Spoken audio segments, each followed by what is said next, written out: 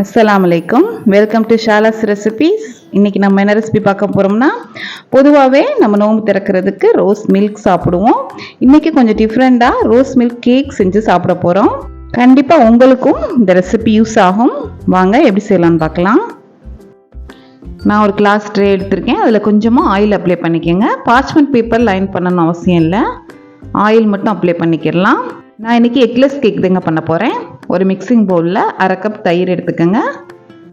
1/2 cup காய்ச்சி ஆற வச்ச பால் சேர்த்துக்கோங்க. 1/2 கப் சுகர், நீங்கள் நார்மல் சுகரும் சேர்க்கலாம், பவுடர் சுகரும் சேர்க்கலாம். இது கூட ஒரு 1/2 டீஸ்பூன் ரோஸ் மில்க் எசன்ஸ் சேர்த்துக்கோங்க. சேர்த்து நல்லா மிக்ஸ் பண்ணணும். சுகர் கரையிற வரை நல்லா மிக்ஸ் பண்ணிக்கிடலாம்.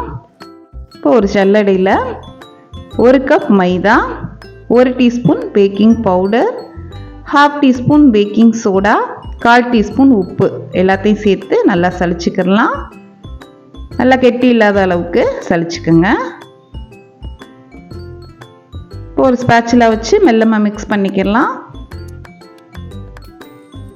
நம்ம ஆயில் சேர்க்கலைங்க, நம்ம கடைசியாக ஆயில் சேர்த்துக்கிடலாம்.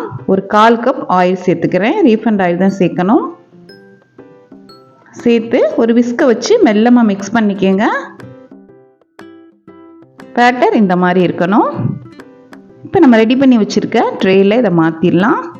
185 டிகிரி செல்சியஸில் நான் ஓவனை ஒரு 10 நிமிஷம் ப்ரீ ஹீட் பண்ணி வச்சுருக்கேன்.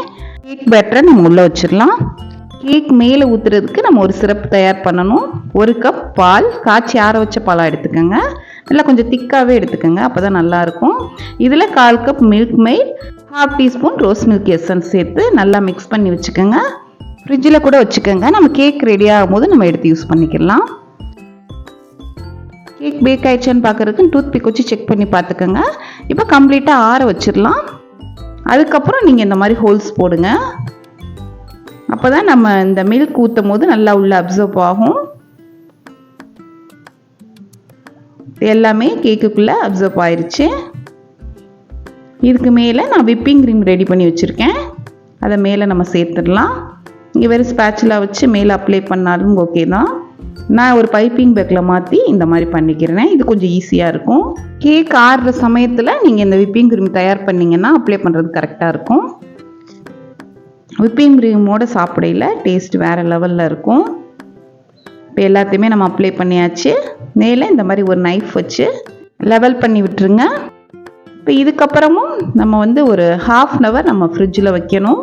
வச்சு செட் ஆனதுக்கப்புறம் நம்ம கட் பண்ணிக்கிடலாம். மேலே கொஞ்சமாக பிஸ்தா, பாதாம் நான் சின்ன சின்னதாக கட் பண்ணி சேர்த்துருக்கேன். உங்கள் விருப்பம், நீங்கள் என்ன நட்ஸ் வேணால் சேர்த்துக்கிடலாம். இதுக்கு மேலே நான் ட்ரை ரோஸ் வச்சுருந்தேன், அதையும் சேர்த்துக்கிறேன். நல்லாயிருக்கும், பார்க்குறதுக்கும் க்யூட்டாக இருக்கும். இது ஆப்ஷனல் தான், வேண்டான்னா விட்டுடலாம். இப்போ ஒரு 1/2 hour நீங்கள் ஃப்ரிட்ஜில் வச்சு அதுக்கப்புறம் எடுத்து கட் பண்ணிங்கன்னா சூப்பராக நமக்கு ஸ்லைஸ் வரும்.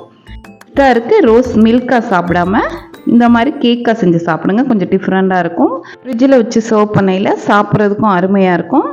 இப்போ நான் கட் பண்ணி காமிக்கிறேன் பாருங்கள். ஒரு 1/2 hour நம்ம ஃப்ரிட்ஜில் வச்சா தான் நமக்கு கட் பண்ணுறதுக்கு கொஞ்சம் ஈஸியாக இருக்கும்.